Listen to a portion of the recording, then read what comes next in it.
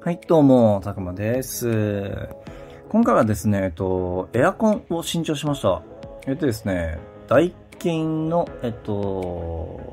ストリーマーですね。まあ、安いやつです。ダイキンの中では安いやつですね。で、こちら。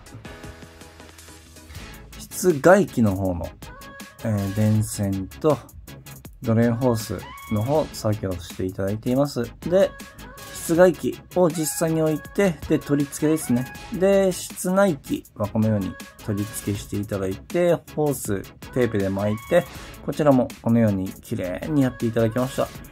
無事取り付け終わった感じがこんな感じですね。で、無事、新調しました。最高に快適ですね。はい、ご視聴ありがとうございました。失礼します。